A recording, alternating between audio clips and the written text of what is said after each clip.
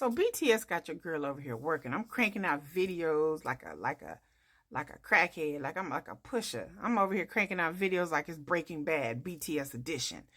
Anyway, so we had a lot of stuff going on with Jimin, but one thing I haven't talked about is Jungkook. Okay, so I'm gonna give you a rundown about the Jungkook situation, and just in case you guys you didn't know. Okay, so Jungkook is a member of BTS. He is actually the youngest member. He just had a birthday. Happy birthday, JK. September 1st was his birthday. So he just had a birthday. He is known as the Golden Maknae. And Kookie, JK. And he is a solo artist. He is a phenomenal singer. And he is, of course, a member, like I said, of BTS. So let me give you some. I have an opinion. His house was actually broken into again. And so people have been offering their opinions. People have been chastising the fandom. I think when he did his Weverse live on his birthday, he came on his Weverse live and he told the fans, please don't break into my house again. If you break in my crib, you're gonna get locked in and I'm gonna call the police. I got a panic room. I mean, basically I'm paraphrasing, but that's basically what he said. Okay, so people have been chastising the fandom. They palpitating, they sweating, oh my God, JK, oh my God. Okay, calm down. Calm all the way down. I'm going to give you my takes and opinions about what I think and what I feel is, once again, on my channel, it's always the bigger picture, always the bigger picture. And speaking of my channel, hi. My name's Kiki. Welcome to Nomadic Kitty, which is my channel where we discuss K-pop with a BTS slant because I am BTS Army. Hello. This is a non-Delulu, just a Delulu-free zone on my channel. So sit back, relax, and enjoy. I'm going to give you some rational thoughts about this. And let me give you some context, and then I will tell you my opinion. But I need you to understand the history and the context of this JK situation, just in case you didn't know. So JK lives in Seoul, South Korea. Now, for those of you who've never been to Seoul, Seoul is the capital of South Korea. It is a major city. It's the biggest city in South Korea. However, Seoul is very dense. It's densely populated. What do I mean by that? It's a space, but there's a whole bunch of people that live there. And it's a whole bunch of buildings, retail, homes, apartments, high rises. It's really densely packed. You can almost go, there are parts of Seoul that feel like you're claustrophobic. Some of they have highways and byways and malls and stuff like that. But some areas of Seoul, there's like these 1 lane or 2 lane small cobblestone roads. That these roads are probably built back in the 50s or 60s, and you can only drive one way in and one way out, and then another car comes and you're like honk honk and like get out of my way, and then they have to like stop and let you over. So some of the streets are like that. Some of the streets are major open highways. Some of them are 3-lane streets. But Seoul itself is a very densely packed place. Okay, and so it's a lot of people that live there. So all of the major K-pop agencies are in Seoul. The movie industry, it's the hub in the center of the entertainment industry. So a lot of the BTS members and also a lot of other people, entertainers, they all live in Seoul. Okay. And they all live, surprisingly enough, in the same kind of district, because Seoul has these high-end districts. And so, like where all the rich people live. And so they kind of all like live in the same areas. Okay. So everybody just kind of like lives around the block from each other because it's just fairly dense. And then traffic in Seoul can be really, really, really bad. So people don't want to live outside of Seoul and then drive into Seoul. Like, nobody wants to sit in traffic for an hour just to get to work. So they just live in Seoul, and it's just easier for them to commute back and forth to the studio or rehearsals or, going out to eat with their friends, because everybody lives where everybody else lives. Restaurants, bars, and nightlife is there as well. So Jungkook, you have some options in Seoul for housing. You can live in a nice high-rise. I know that Jimin and Kim Tae-young live in a nice high-rise apartment. So does Suga. They all live in these nice, beautiful, some of them brand new. The one that J-Hope lives in, I think J-Hope owns 3 different floors. or he rents 3 different floors. I think he owns like 3 levels. Like the one that he lives in, the one in the middle, and owns the one up top, and the one, I don't know if he rents it out to family. I don't know. But some of these high rise apartments, Jungkook used to live in one of these. And they have like security, they have like a badge, they have an underground garage with a gate and stuff. And they have security people on site 24 hours a day. They have like a front desk, you know. So it's a really expensive, a lot of expensive high rise apartments. And they're very expensive. It is very expensive to live in Seoul. It is not cheap. It is not cheap to live in Seoul. It's very expensive. In some area, in most areas, Seoul is not a cheap, really a cheap place to live in for most Koreans. Let me put the caveat out there. For most Koreans, living in, especially in the downtown areas, is expensive. Well, just like any other major city. So Jungkook used to live in a nice little high rise, and he had to move because he would do Weverse lives, and people would follow him. He would go out jogging or walking, and from what I know, again, I wasn't there live. I've only been in Army for a year. That he would go out walking or jogging, and people would follow him. People would be on Weverse live, and then people would show up. The management who owned the high rise he was in, they would be mad because people would walk by and wait for him and try to follow him in or follow other people in. They would try to piggyback off of other people and try to get to where he lives. Somebody told me on the live stream that they were ringing his doorbell one time, that he was on live stream and somebody was ringing his doorbell. Then he got complaints from his neighbors. So Jungkook decides, for more privacy and protection and not to be bothering his neighbors doing karaoke at 2 a.m. and stuff like that, because apparently the neighbors were complaining. I heard that too. He decided to get his own house built. Now, getting your house built in certain districts of Seoul can be complicated. There's a lot of zoning laws, a lot of stuff like that. I won't bore you with the details. But it also entails that there's not a lot of empty space in most of the rich, nice areas of Seoul. So if you're going to get a house, most likely you're going to buy a house. You're going to wait for a house to go on the market. You're going to buy it. Jungkook, of course, is worth millions, and he's very famous.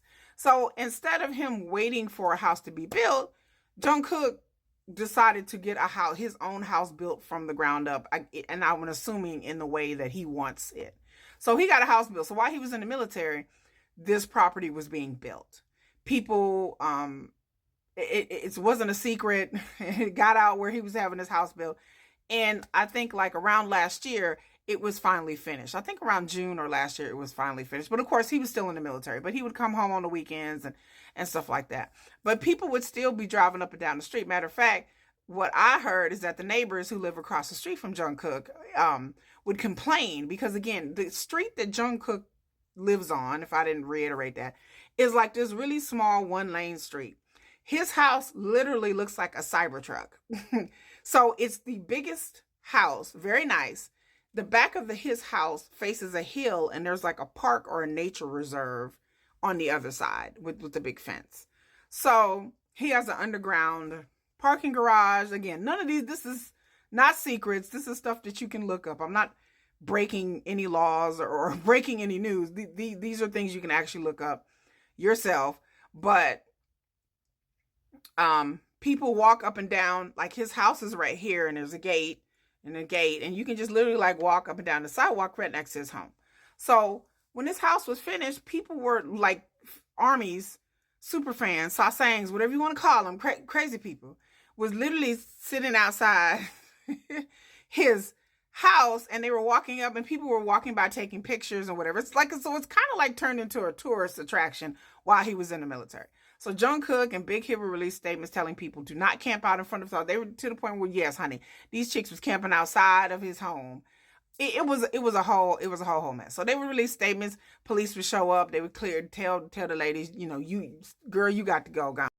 So yes, the Seoul police would show up and tell these girls, look, ladies, you got to go and get, because y'all crazy. Even though Jungkook half the time he wasn't even there. There was incidences over the past year, because he got out of the military this year, if you didn't know, by the way. But there have been incidences where I think people have been camped out in front of his house. I think somebody else attempted to break in. Well, he got out of the military in June, and thank God he wasn't home. But this lady who was visiting from China, she was a tourist, I'm assuming, and apparently a little throwed off, that she actually jumped the fence, jumped his gate. She had brought some suitcases. There's CCTV video of this because, of course, he has cameras all over his house. And so she had jumped the gate or the fence and attempted to break a window and get into his home. And thank God he wasn't there. But JK does have surveillance. I'm assuming a state of the art surveillance, and he has 24-hour security guards, like like a person. So yeah, that was crazy. So, and thank God he wasn't there. But that was just, and then he decided not to prosecute and press charges against this lady, and she got sent back to China. Because again, she was a Chinese tourist. I guess her part of her tourism was to sasaeng JK. I guess that was part of her tourism plan. She's like, girl, I'm finna go to Korea and I'm finna break in JK's house, girl. Woo woo, can I get an amen? Woo woo, high five, sister. Like, no, like, girl, what kind of vacation was that? I guess she was really trying to experience, she was trying to get a really unique Festa experience. Because this happened like right after BTS Festa. Child, she was determined. She looked a little crazy out there dragging around a suitcase. I watched the video. It is hilarious. If you haven't watched the video, go watch the video. It's crazy. She's dragging around suitcases and bags like she just went shopping. Like she was just she was stopping at her man's house. She like, oh, I'm finna go see my man, girl. Let me get my suitcase and my bag, girl. I just went shopping. I went shopping at 81, girl. Like, I mean, seriously, she was just dragging a bag behind her. Then she stopped, and I think she put the suitcase down and stood on it and was like trying to just hop the fence. And it's not that hard. The fence that JK has in front of his home, it's not that hard. But then again, where he built his home, in Seoul, because there's so many homes everywhere, and there's not a lot of empty open spaces, at least in the area that he built his home. So there's really only so much you can do, put up privacy fences. And then again, if you look at the homes of other actors and actresses and K-idol singers who have homes in that district, in that area, they're not very private. Like, it's just a home, and they may have like a gate, a gate, and I'm like 5'10", so the gate would come up to like here, like, and then they have like a buzzer and a thing. Like, a lot of the really wealthy famous people who don't live in these big high rises, who actually have regular homes, they just look like regular smuggler homes. Like, I was amazed that you could just drive by and you can just look, and you can look in somebody's window and somebody can not saying your girl would do that. Okay, look, I'm not a sasaeng, I'm not a stalker, but I was just amazed how unsecure the homes were, because again, most of the people in the entertainment industry are used to being left alone in South Korea. South Korea and entertainment fans worldwide who listen to K-pop, used to K-pop, maybe stand other groups, they live in South Korea. These K-idols live in South Korea, and they pretty much like, they have security, yes, but they don't have security with them 24 hours a day.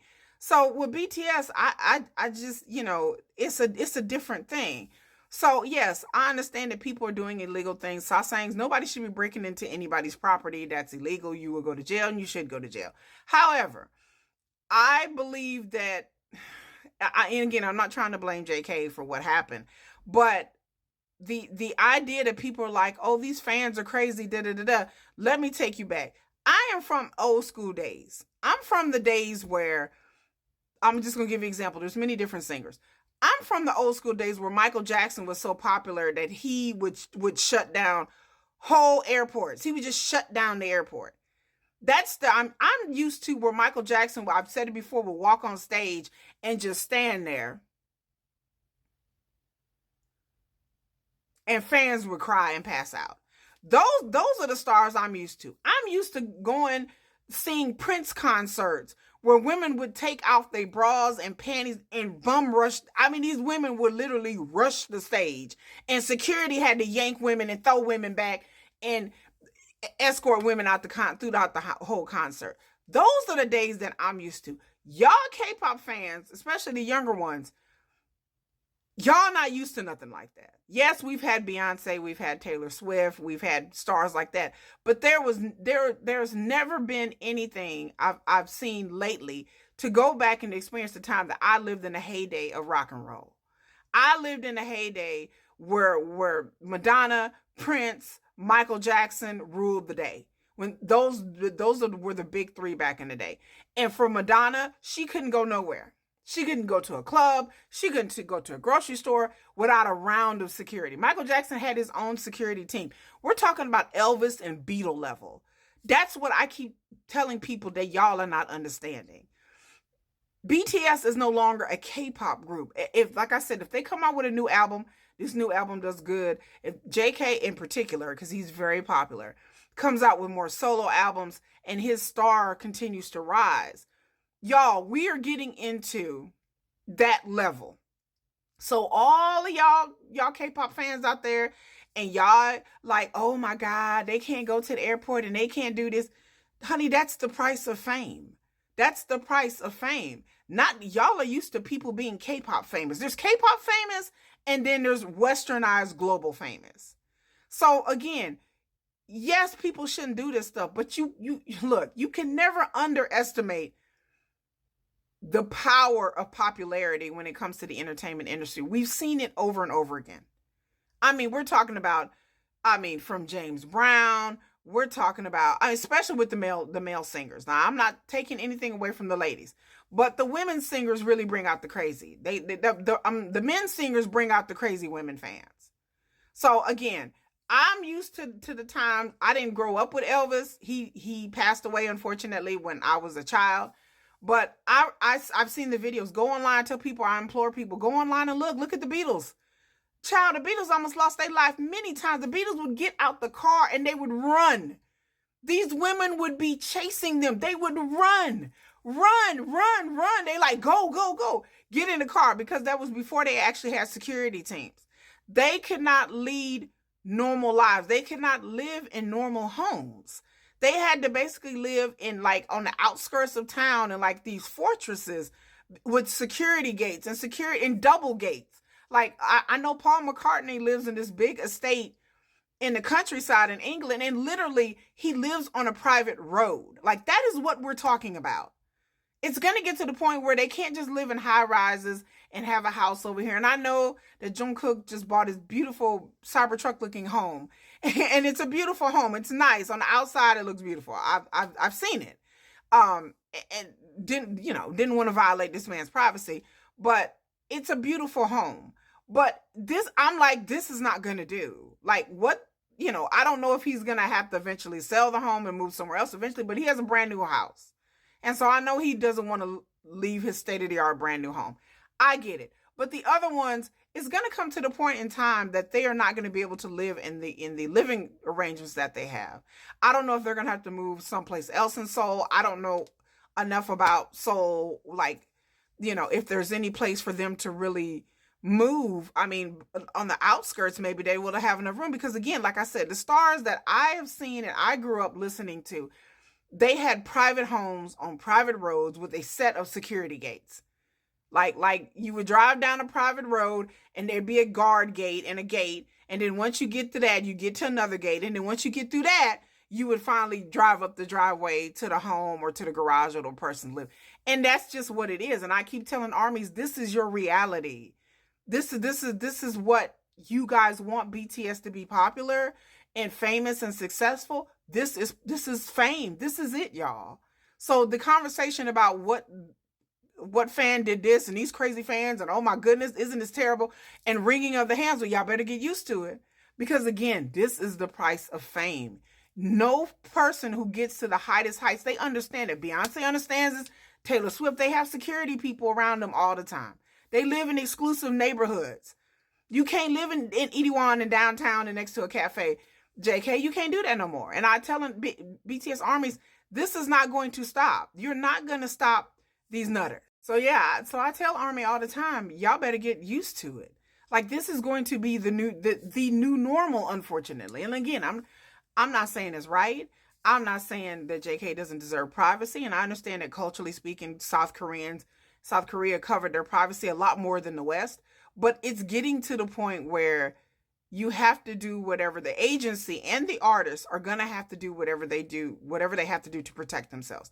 I've said this in a video talking about V at the airport.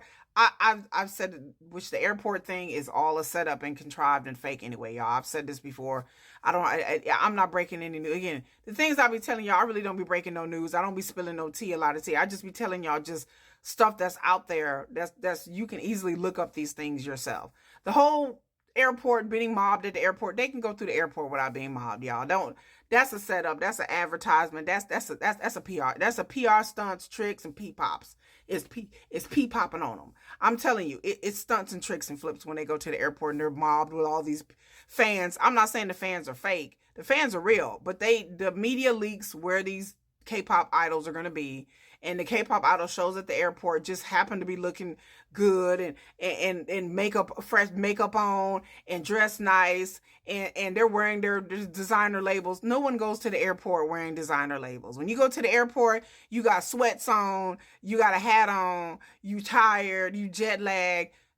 No one goes to the airport looking like that naturally, unless this is an opportunity for publicity and a photo op, y'all. So that being mobbed at the airport and all the hand wringing and crying and oh my God, V, oh, I'm like, child, this is a way for him to advertise Celine. He was dripped head to toe in Celine when he was at the airport. They can go to the airport without being mobbed. They can go to the airport without anybody knowing. They can go to the airport and not alert the press, y'all. That just annoys me that y'all fans be that naive. Don't be naive, y'all. These K-pop agencies in the even in the West, they don't do these things anymore, but they got it from the West. The West, the agencies and the music companies in the West used to do this with their artists all the time. Again, I tell you all the time, in K-pop, there's nothing new under the sun. Every stunt, every trick, even the photo cards. Motown started photo cards. The airport runway walk, that was started with pop stars in the 80s when they were getting brand deals, Coke deals. There were stars that would run. Michael Jackson would go show up at the airport with a Pepsi in his hand or something. Y'all, come on now. I need y'all to be a little bit smarter than that. I need y'all to look in a discerning eye towards certain things and just sit back and be like, okay, who is this benefiting? Is this a PR stunt? Is this a way for them to get attention on social media? I need y'all to start thinking in those ways, because that's how the agencies think. That's how these artists think. I'm telling you, BTS has been in the business a long time. You think they're not savvy in their public relations, their media? They are. They are very savvy. They know the game. Some of them play the game better than others. Some of them don't want to play the game. But best believe the ones that are really, really popular, like Jungkook, V, Jimin, they know how. Those are three, I promise you, very intelligent, very media savvy people. I see the way they move and the things that they do, especially Jungkook. Jungkook is a very intelligent, media savvy young man. I went back and looked at a lot of the stuff that he's done. Again, I don't know everything, but I can tell by just the things that he's done that either whether he's making the decisions, even like I said, the agency can only do so much with BTS. They have more autonomy than any other group, I feel, in my opinion. But the things that they have done, they work with PR teams, and the PR teams just kind of give them whatever that they can tolerate. And they can say yes, they can say no, if it's something that's optional. But JK, the way he moves in the media and the way he connects with fans is, I mean, you can almost teach a master class on it. I mean, it's that deep. And again, if you're just a fan and looking at it just in a fan service, emotional type of way, you don't really see it. So I'll be telling people, love your idols, love your boys, but then also step back and look at that and be like, okay, why are they doing this? Once you start questioning why they're doing certain things, then you're like, oh, well, what benefit does the artist have, or the benefit the group has from doing this? Once you start thinking in PR terms and media terms, once you see it, you can never unsee it. You start asking yourselves about these things more and more, and then you'll be able to understand the business a lot more. It's not a hidden secret. It's not. It's clear as your nose. It's right in front of your face. If you can recognize it, you can see it. You can see it in the West, but K-pop, again, they do a lot of things with media, with press, with social media. They do a lot of stunts and tricks and a lot of things, a lot of propaganda, a lot of things are set up, and you have to really turn your mind and your eye towards that. And then once you see it, you will recognize it quickly. And so with JK, I would tell all the fans that it's not about crazy fans and sasaengs and clutching the pearls like, oh my God, I can't believe she did that. The point is, this is, to me, this is not the end of this, that there's going to be other people to do this. And I believe that JK has the security and the things that he needs, hopefully, to where he won't get hurt or anything like that. But the point is that this shouldn't be a shock or surprise. I mean, it's shocking because somebody, but once I watched that Weverse video, I was on the live stream joking, saying that JK was in her showing his house. I said, watch, I said, somebody's going to be like, hey, I'm going to break in. And lo and behold, I was on a live stream when they were like, breaking news, somebody just tried to break in his house. I'm like, you know, the moment he does a Weverse and he's out there connecting with the fans, some mentally disturbed person is really going to start feeling a connection, so to speak. And it's going to be in their mind. But again, it still doesn't mitigate their actions. Their actions speak louder than words. So again, I come from old school. I come from the area that were pop stars, big global pop stars. They couldn't walk amongst us. They couldn't live their life. And that is just the cost of fame.